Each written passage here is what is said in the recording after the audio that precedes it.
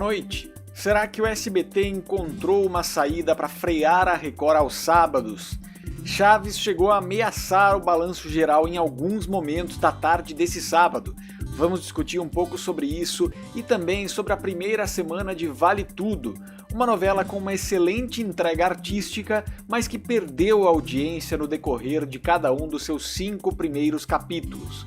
Além disso, vamos trazer também as audiências do Eita Lucas de hoje e também algumas curiosidades sobre o futebol na Globo e o placar que surge na tela desde que a gente conhece esse formato de transmissão de futebol.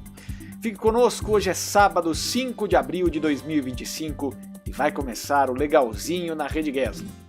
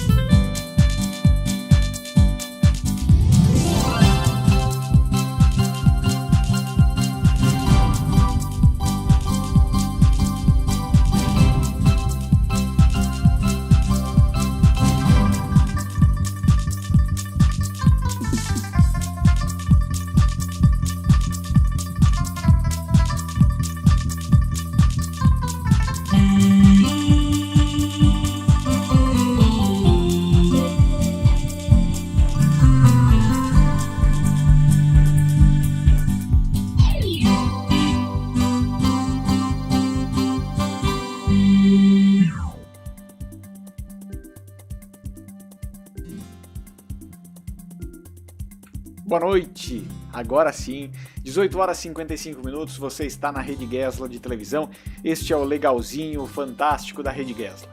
Na tarde de hoje, o SBT teve bons momentos com Chaves enfrentando o balanço geral.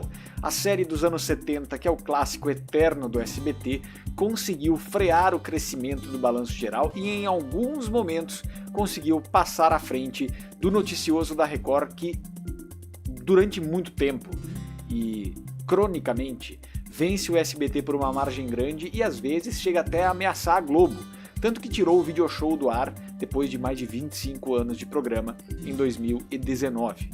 Nós vamos agora trazer um pouco dos números que a gente viu no decorrer dessa tarde de sábado, em que o Chaves foi colocado na programação do SBT através de um enlatado para depois entregar para outros produtos desta gestão de Daniela Beirute. Chaves recebeu, naquele momento ali, em que a gente está falando sobre isso, recebeu às 12h45 no primeiro minuto com 3,4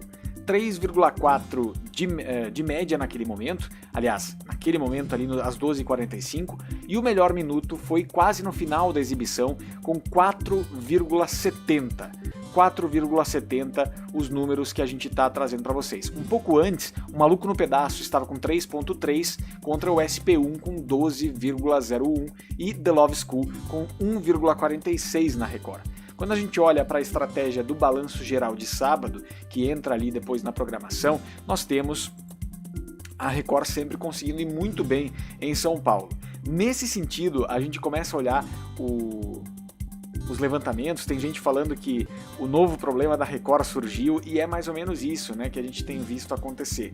Mas eu acho que é muito cedo ainda para a gente ter qualquer análise a respeito disso, mas vamos trazer aqui um pouco dos números que a gente viu na sequência desse trabalho da Record. Nós temos aqui às 13 horas, o Globo Esporte com 13,3 em São Paulo, Chaves com 4,05 e o Balanço Geral com 1,24. lembrar que o Chaves já estava no ar há mais de meia hora, então nós temos outros números antes também que podem acontecer. Minha fonte aqui é o Breno Moura, que traz esses números. Depois, às 13h18, o Chaves continuava na frente com 4,32 versus 2,97 do balanço geral. Então, um crescimento considerável do Chaves para cima do balanço geral. Aqui nós vamos ter depois, às 13h18, como eu falei, né, o Globo Esporte com 11,18, Chaves com 4,32, balanço geral com 2,97. 4 minutos depois nós temos o Chaves com 4,62, balanço geral com 3,23 e o Globo Esporte com 12. 13 horas e 27 minutos, Jornal Hoje com 10,86, Chaves com 4,7, balanço geral com 3,5, crescendo cada vez mais, mas se segurando ali. Depois, 13h39, Chaves com 4,11, balanço geral com 3,28 às 13h39, e depois às 13h52 nós temos o Chaves com 4,40 versus balanço geral com 4,15. Então nós tivemos essa configuração acontecendo ali naquele momento em que o Chaves quase chegou a 5 pontos nesse levantamento e a Record ficava ali na casa dos 3,5, quase 4 pontos. Né? Dentro desse contexto, depois o Cine Aventura ele vai para cima do SBT também, com o balanço geral indo a 5,2 às 14h58 contra o Cinema em Casa com 3,13. Então nós temos um segundo momento em que o balanço geral consegue suplantar nesse aspecto o Chaves, né? Aliás, o Chaves não, mas depois o Cinema em Casa, mas me parece que nós temos no Chaves uma âncora importante para os sábados. Durante a semana não é uma âncora que consegue levar tão adiante a programação do SBT, mas tem sido importante também. Agora no sábado a gente está vendo ali que nesse horário pós-almoço pode ser que o público esteja buscando algo um pouco mais leve, ainda que o balanço geral de sábado seja mais leve, há também essa percepção que a gente começa a ver de que o SBT ganhou nesse primeiro sábado. Acho que a gente tem que ver ainda o consolidado, mas o Chaves deu um susto bom no balanço geral e me parece que no confronto direto só de Chaves com balanço geral, o SBT levou a melhor, coisa que não acontecia há muito tempo dentro desse contexto do SBT de São Paulo. Né? Então vamos ver o que vem pela frente a partir disso, tá certo? Segue o legalzinho na nossa programação.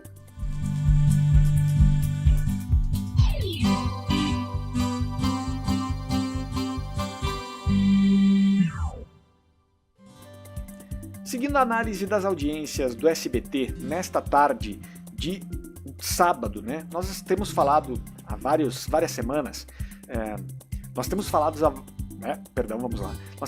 há várias semanas a respeito da audiência do Eita Lucas e nós vamos acompanhar também de que maneira, num sábado em que o Chaves empurrou a programação do SBT com quase 5 pontos, fazendo frente à Record, conseguindo abrir ali quase 1 ponto de vantagem em relação à Record, ou mais do que isso em alguns momentos com o Chaves, depois entrega para o Cinema em Casa e aí sim o balanço geral cresce vertiginosamente e deixa o SBT para trás. Agora, no horário do Eita Lucas, como é que foi essa divisão de audiência?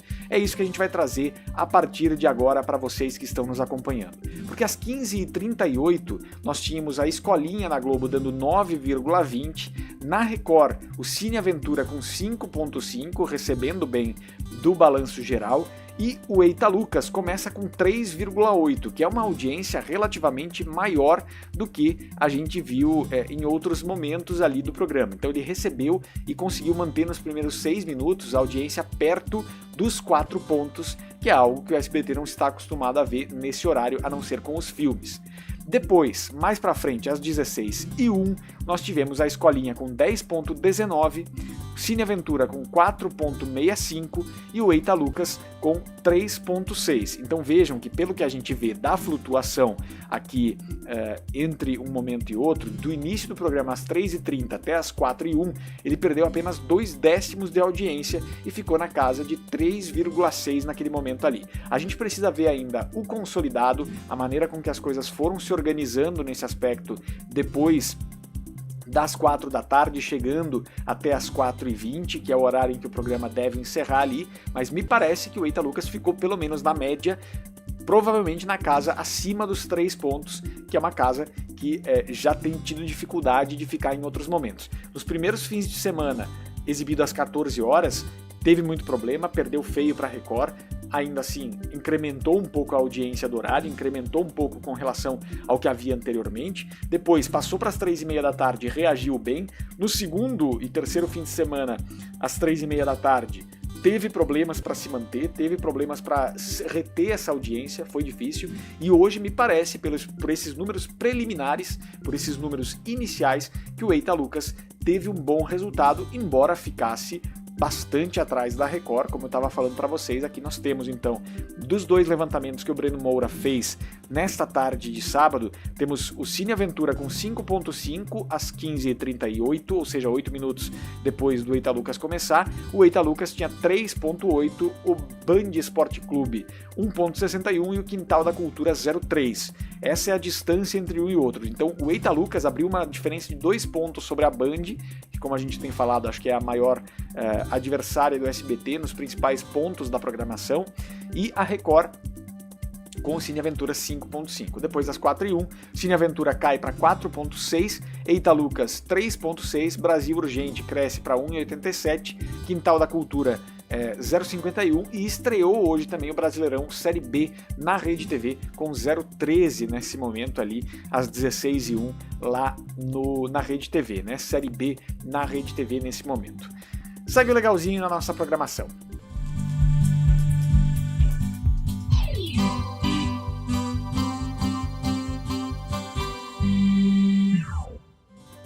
Vamos aos comentários de vocês que nos acompanham aqui em todas as semanas. Estamos com a nossa trilha rolando por aqui um tanto alta, não? Acho que sim.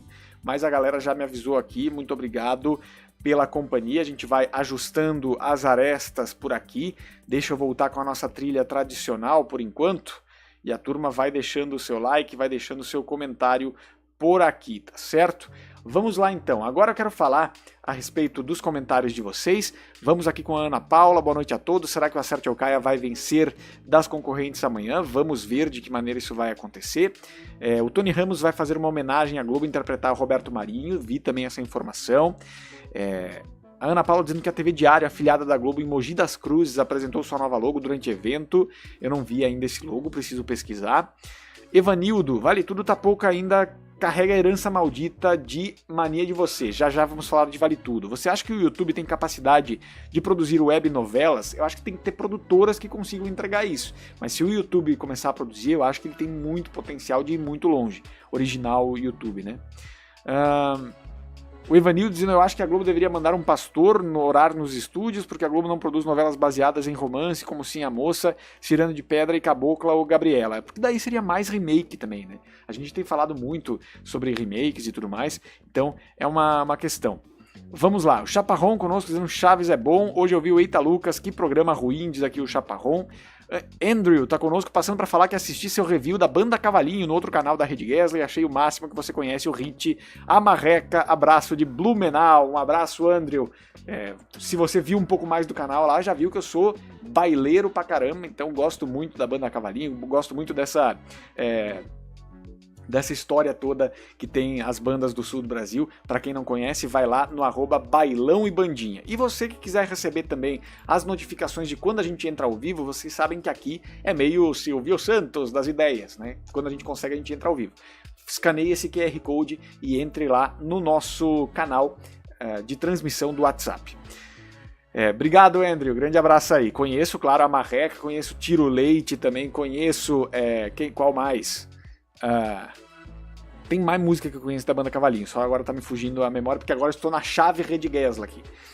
Quem mais? Ricardo, boa noite, canal bacana, parei e fiquei. Ô, Ricardo, obrigado pela companhia, se inscreva aqui no canal também. 31 pessoas, 14 likes. Não tem como. Y la pregunta que me parte el corazón, ¿por qué no dejas el like? No dejas el like. Solamente en el olvido es realmente una maldad. No dejas el like, no dejas el like. Me quedo aquí te esperando y tú no dejas más tu like. no dejas el like, no dejas el like. Es solamente en el olvido, es realmente una maldad. No dejas el like. ¿Por qué no dejas el like?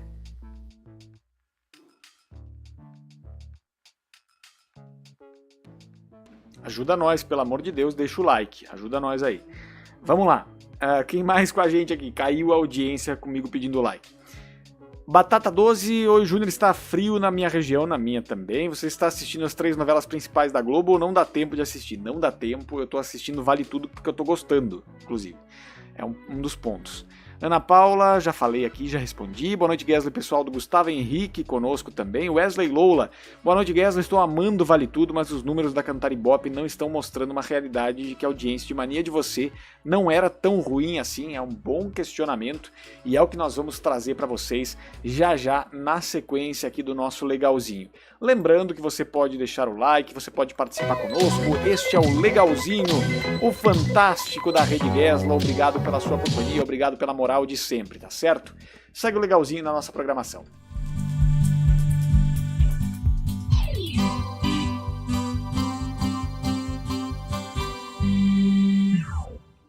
Estabelecido, vamos falar sobre Vale Tudo, que estreou essa semana e que teve um declínio de audiência no decorrer da semana, que fez a gente começar a pensar se existe um novo método de consumo que de fato vai ficar muito distante daquilo que a gente já viu acontecer na Globo, de uma audiência perto de 7 televisores ligados, 6 televisores ligados conectados na Globo. A gente já sabe que isso é passado, mas com as diferenças de medição, Wesley Loula coloca aqui no nosso comentário, coloca aqui no nosso chat uma pergunta importantíssima, que é a seguinte: será que Mania de Você foi tão mal se Vale Tudo, nessa primeira semana, chegou a dar 21 pontos em 2 dias? Ontem, especificamente, deu menos do que o Jornal Nacional.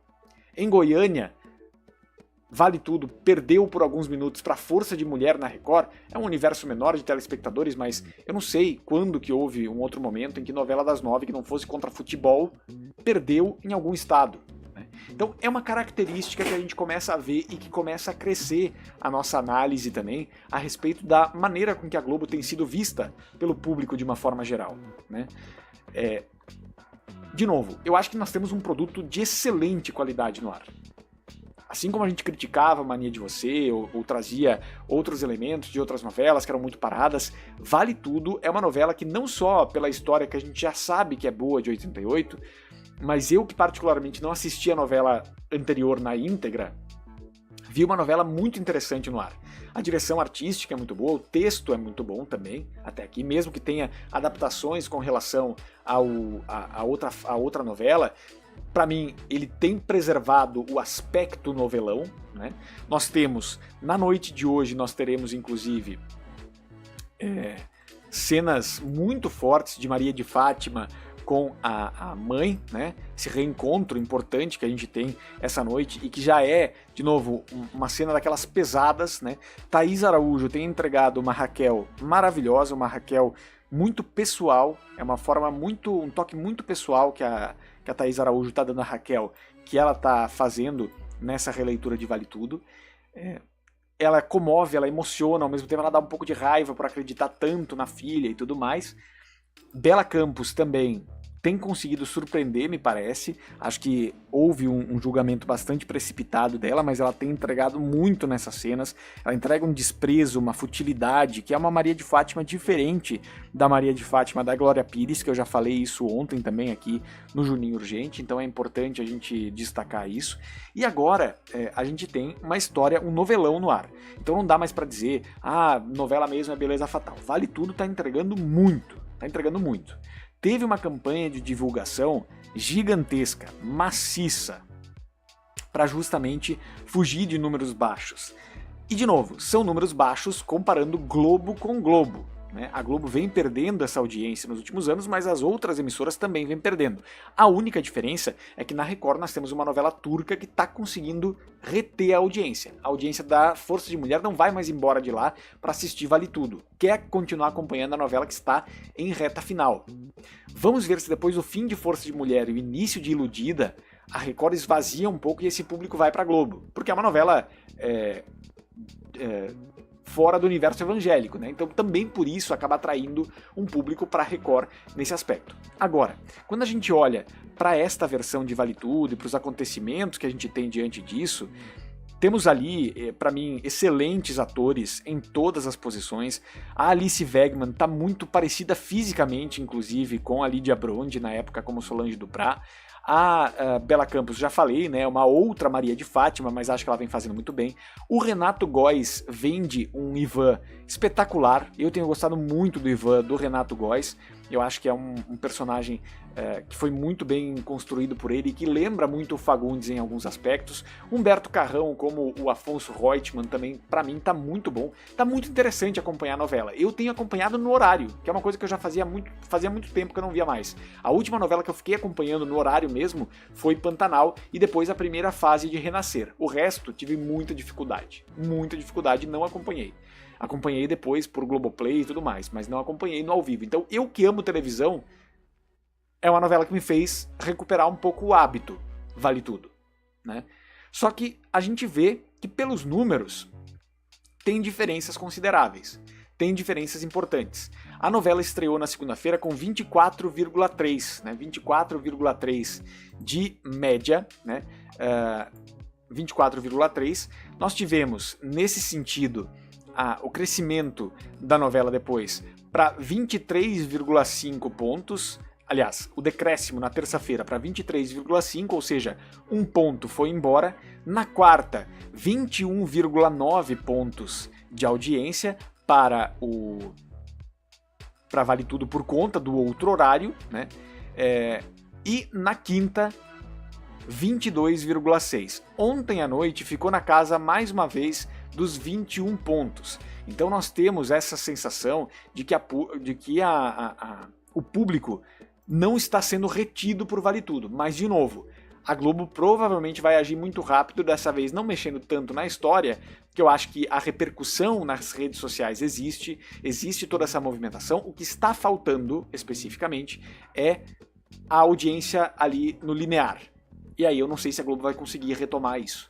Porque Vale Tudo começa a dar um pouco essa sensação de que talvez a nova realidade das novelas seja os 20 pontos. Seja o teto das novelas da Globo. 25 no máximo, né? Então, é um pouco desse estudo que a gente começa a fazer a partir de agora. E, de novo, existe muita expectativa nesse sentido. As expectativas sobre Vale Tudo foram muito grandes. A concorrência de Força de Mulher não chega a incomodar a Globo por proximidade, mas sim por reter um público que acaba ficando ali.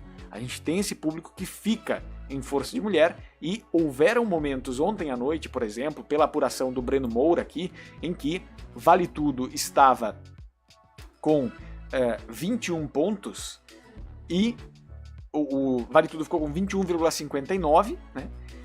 Tinha 21,59 e houveram momentos em que Vale Tudo estava com 21 e Força de Mulher com 10, né? Com 10. Em alguns momentos oscilou para 19 pontos, 19,92 contra 8,12 de Força de Mulher, 21,13 às 10 para as 10 da noite, né? Então tudo isso teve impactos, né, na sequência dessa semana. Eu ainda acho que existe tendência de crescimento, mas eu acho que parece ser um fato que novela está começando, a novela das 8, produto mais assistido da TV aberta brasileira, da história, pode estar chegando a um novo patamar, que vai ser aquele share próximo dos 40%, que a Globo quer buscar, mas vai estar ali girando em 21, 22 pontos. Vamos ver o que vem pela frente. Segue legalzinho na programação.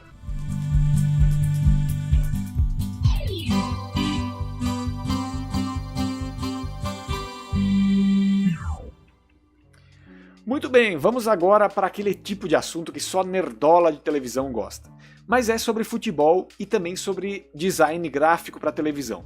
O Alan Simon colocou um post no Instagram dele que eu quero utilizar como base aqui, então já estou dando os créditos para o Alan Simon, repórter do UOL, com um canal gigante aqui também sobre mídia esportiva no YouTube. Nós temos um grande profissional nesse sentido. Ele fez um post falando sobre o novo grafismo da Globo para o futebol 2025. E nesse sentido, ele fez um post mostrando vários dos placares que a Globo utilizou durante todo o período de exibição de futebol. Aqui, por exemplo, nós temos um que era aquele momento em que, até 1998, o relógio aparecia só de vez em quando, não ficava fixo na tela, né? Tinha aviso sonoro também no momento que entrava. Se você pegasse um jogo, diz aqui o Alan, passando no meio, precisava esperar até o narrador falar o placar ou então aparecer na tela com o cronômetro. Isso foi até 1998, então vejam que essa ideia de criar o placar fixo na tela é muito recente. Depois, em janeiro de 99, surge o primeiro placar fixo na tela da Globo, prática que já existia em outros países, bem naquele padrão caixinha que a gente já conhece, né? Em junho de 99, o segundo modelo surgiu com a seleção brasileira disputando a Copa América, então é uma caixinha um pouco mais alongada. Depois, no novo modelo, né, baseado na Copa América, estreou no Brasileirão, durou apenas uma rodada em julho de 99. Vamos adiante aqui.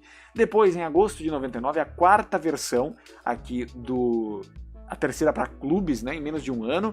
Depois de muitas idas e vindas, esse foi um modelo que se consolidou até 2001 na Globo com pequenas alterações.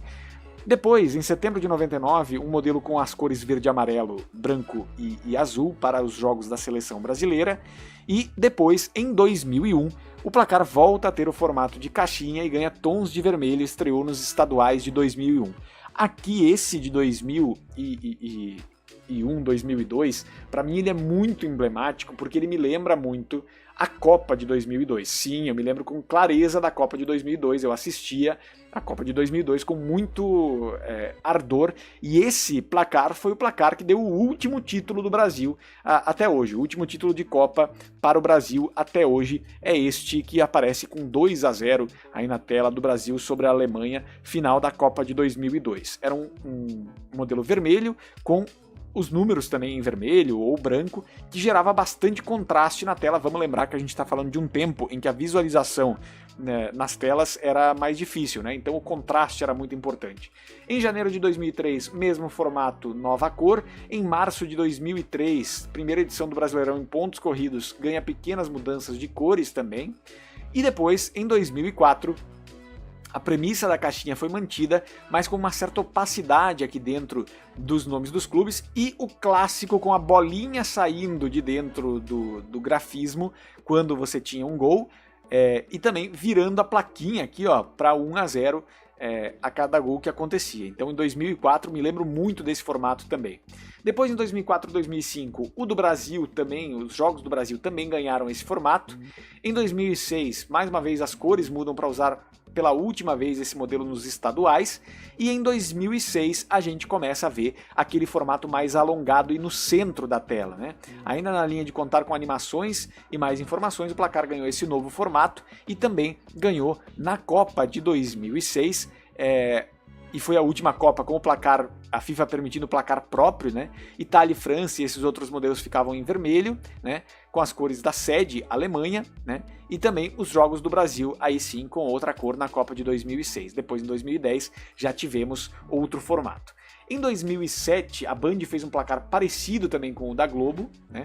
Também transmitiu o Brasileirão e mudou para esse padrão na cor preta. Logo depois teve alterações. O Brasil também ganhou, era um formato mais cápsula, né, dessa maneira aqui, em junho de 2007. Depois, em 2008, também o início da era digital fez a Globo centralizar o placar e alterar o formato. A seleção também mudou de cor nesse sentido. Este outro aqui de 2010 também me lembro muito, não à toa o Grêmio está jogando aqui nesse. Globo muda de novo o placar e logo depois tem que rever a posição do cronômetro na tela, precisou colocar para o lado também para não atrapalhar a visualização. Nós temos aqui depois, na Copa de 2010, a primeira vez o placar no modelo FIFA, mas com as fontes da Globo, né? Dá para ver a diferença aqui no da Band. Depois, Brasil e Argentina, em 2011, também já tinha um outro formato aqui. Em 2012, os estaduais apresentaram essa versão em tons escuros do modelo usado desde 2010. E em 2014, a seleção brasileira ganhou esse modelo azul, também perto da Copa do Mundo do Brasil. Na Copa do Mundo do Brasil também tivemos mais uma vez o padrão FIFA com o cronômetro personalizado para o Brasil com 2 tempos. Depois, em 2015, vários modelos e várias cores para usar durante o ano.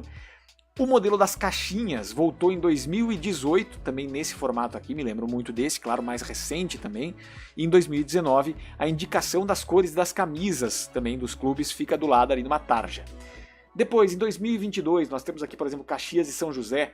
Olha só, estaduais da Globo passam a usar o modelo na cor preta após mudança nas transmissões. Nessa época o Paulistão foi para a Record, que já tinha o Carioca, e os estaduais saíram do pacote futebol que a Globo vende na rede. Depois aqui em 2018, 7 anos no ar nas transmissões da Globo, um recorde, ficou muito tempo, até chegar a este modelo de 2025, em que nós temos os números maiores, também aqui os times colocados nas suas cores predominantes. Essa foi a evolução, quero parabenizar o Alan Simon, espetacular esse post, quis trazer aqui para o Legalzinho para mostrar para vocês um pouco também dessa configuração que a gente tem na história da nossa TV. Segue o Legalzinho na nossa programação.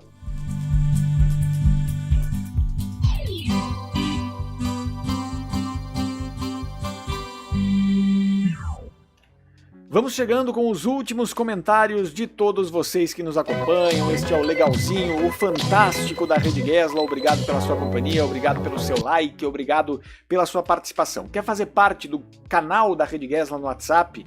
Escaneie esse QR Code ou então clique aqui embaixo, nós temos o link direto na nossa descrição. Seja membro do nosso canal, mande seu superchat também, que é super importante para a gente crescer cada vez mais por aqui, tá?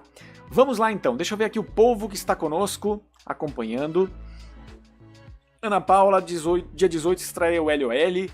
Você está gostando da Heleninha da Paola Oliveira? Sim, Batata Doce, gostei muito também.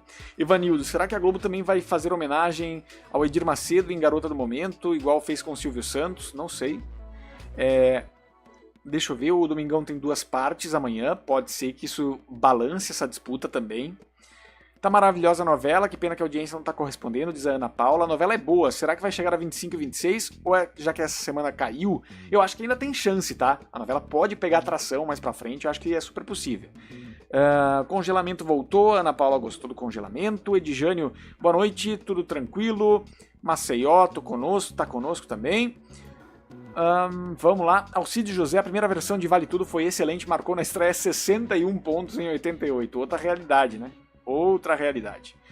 Júnior agora tem canal no Zap da Rede Gesla, é um canal só para avisar das lives, ali mandar algumas informações para vocês. Então, quem quiser se inscrever ali, é um canal onde eu mando essas informações e é pouca, não fico o tempo todo não, tá? Galera aqui avisando que eu estava sem som, eita beleza, que coisa boa, era só eu ter apertado um botão e tinha dado tudo certo, mas tudo bem. Vamos lá. Evanildo Alves, você acha que a Alessandra Poggi, escritora de Garota do Momento, será ela que vai estar preparada para escrever novelas das 9? Acho que todo autor é preparado para qualquer horário, né? Mas o das 9 é o mais crítico, é o que tem mais atenção do público, né? Guilherme Lima, querido amigo, boa noite Júnior e a todos. Quando vi as chamadas, soava tudo uma paródia da versão original como uma novela das 7, o que de fato não é. Diferente da Bela Campos, minha preocupação estava com a Thaís Araújo. Pelas chamadas, estava achando ela muito doce, diferente da Regina Duarte, que era doce, mas muito firme. Errei também, Thaís está demais. Tá maravilhoso, tá maravilhoso. Achei que a escolha das cenas para as chamadas foi muito mal feitas, não mostraram a grandiosidade da história, mesmo sendo mais solar, mais leve que a de 88. Tá bem mais convidativa. Também gostei. Wesley Lola, olhando esses placares atualmente são muito feios, mas na época achávamos modernos. Depende, aquele vermelho ali eu acho bonito, eu acho que funcionava porque as TVs, vamos lembrar, que é um tempo que a imagem não era tão boa na televisão. Então, por exemplo, eu mesmo com parabólica tinha uma imagem limpa, mas às vezes tinha uns fantasmas, tinha umas coisas assim. Então era um placar que ficava muito claro o que estava acontecendo, mesmo em condições adversas, né? Rever o placar, que nostalgia. Davi Emanuel, Chaves venceu a Record de novo hoje. Falamos sobre isso. Achei bonito o placar atual, diz Wesley, mas acho que a Globo poderia se inspirar no placar do Paulista. Deixa eu ver. Quando o time faz gol, aparece algo personalizado do time, como é na Premier League.